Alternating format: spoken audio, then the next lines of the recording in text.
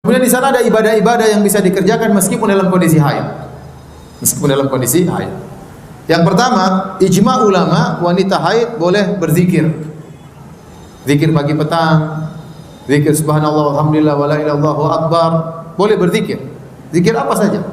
Zikir doa, ya, keluar masuk WC misalnya, keluar rumah, pulang lagi ke rumah, ya. Kemudian zikir usahakan menggunakan jari-jari. Kata Nabi sallallahu alaihi wasallam, ya nisa'al mu'minat alaikunna bitahlil wa tasbih wa taqdis la takfalanna fatansina rahmah. Wahai para wanita-wanita mukminat, hendaknya kalian bertahlil, bertasbih, dan janganlah kalian lalai sehingga kalian lupakan rahmat Allah. Wa qudna bil anamil fa innahunna mas'ulatun mustantaqatun, dan hendaknya kalian berzikir dengan jari-jari kalian, karena jari-jari ini akan ditanya oleh Allah dan akan berbicara pada hari kiamat kelak.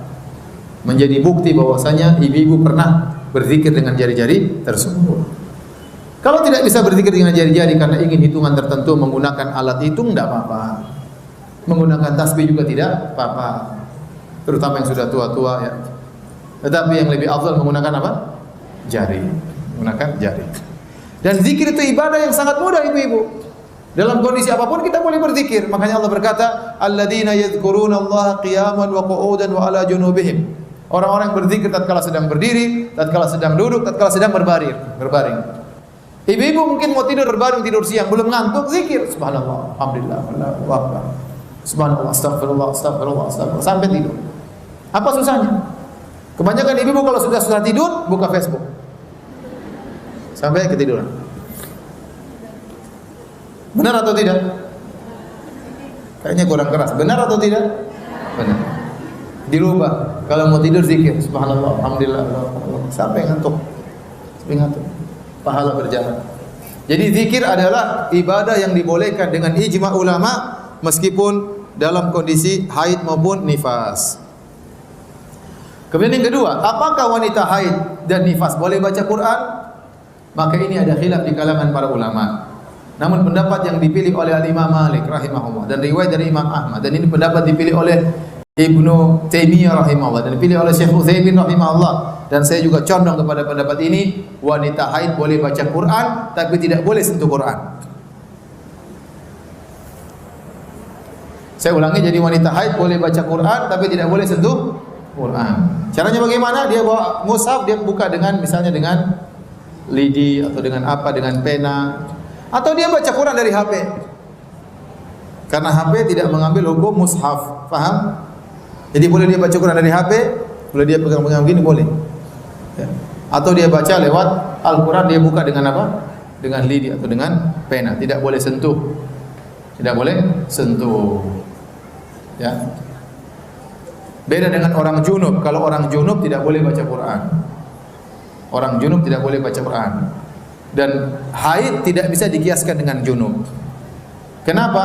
Dari dua sisi. Pertama, kalau junub itu biasanya atas kehendak orang. Dia ingin junub-junub. Paham? Dengan bergaul dengan suaminya, ya, atau yang lainnya, ya. Tetapi kalau haid, maka itu bukan keinginan dia. Dia enggak mau haid pun Allah kasih apa? Haid. Paham? Ini perbedaan yang pertama. Perbedaan yang kedua, junub kalau mau dihilangkan mudah, tinggal mandi selesai. Junub sekarang 5 menit mandi selesai, sudah hilang junubnya. Kalau haid tidak bisa. Haid harus nunggu 7 hari, ada yang 8 hari, ada yang 9 hari, ada yang 10 hari. Maka dari situ kata para ulama, haid tidak bisa dikiaskan dengan junub. Kalau orang junub tidak boleh baca Quran, kalau haid boleh baca Quran. Jadi alhamdulillah target 2 kali khatam insyaallah bisa. Meskipun dalam kondisi haid bisa baca Quran.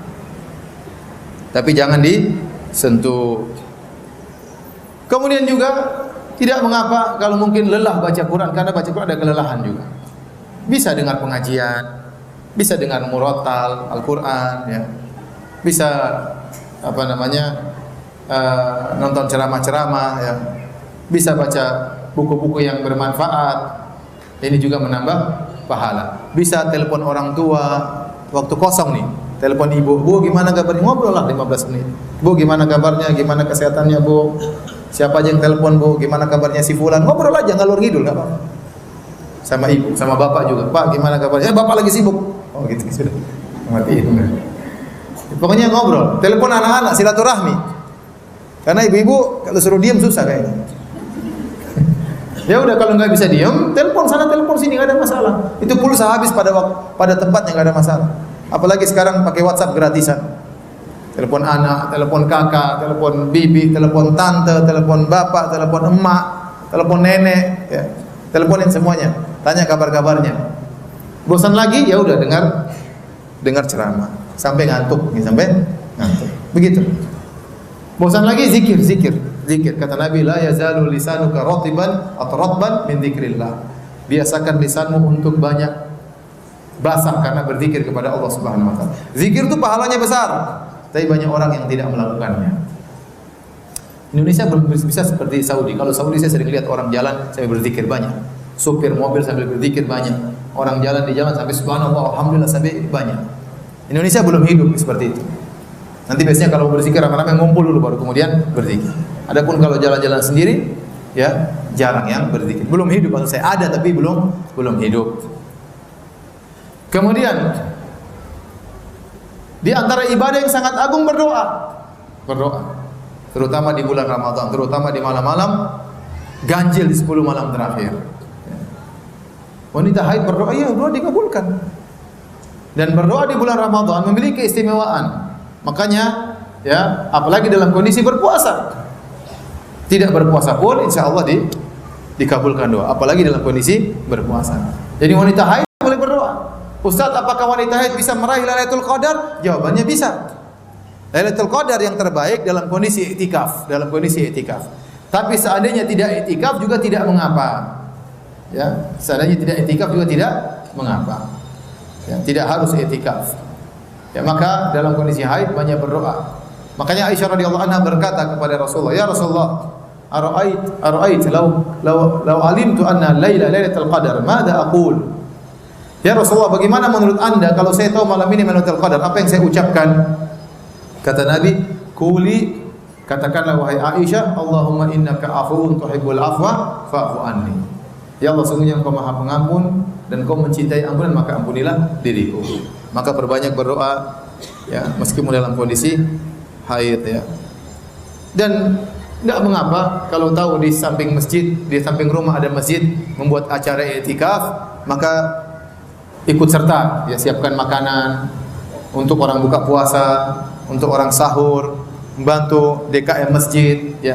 Insya Allah itu berpahala. Waktu kita habis tapi berpahala. Karena kita suruh ngaji pun susah terus lama-lama. Jadi ada waktu yang kita bagi-bagi, ada waktu buat ngaji, ada waktu untuk berkhidmah melayani suami, ya menyiapkan sahur buat suami. Kita juga siapkan untuk berbuka. Siapkan untuk berbuka. Namun ingat, bulan Ramadan juga ya bukan bulan untuk apa kemudian bikin makanan banyak-banyak, enggak juga, karena waktu kita terbuang nanti. Sebagian ibu-ibu bulan Ramadan bikin judul makanan macam-macam ya. Satu hari judulnya 5, masak ini, ini ngabisin waktu ibu-ibu. Masak enak tapi jangan tiap hari seperti itu. Jangan tiap hari seperti itu karena waktu kita terbatas. Baik, demikian ibu yang dirahmati Allah Subhanahu wa taala apa yang saya sampaikan pada kesempatan kali ini. Semoga Allah memudahkan kita bertemu dengan bulan Ramadan. Semoga Allah beri taufik kepada kita untuk banyak beramal saleh di bulan Ramadan. Semoga kita diampuni dosa-dosanya oleh Allah Subhanahu wa taala, dimasukkan dalam surganya bersama suami dan juga anak-anak.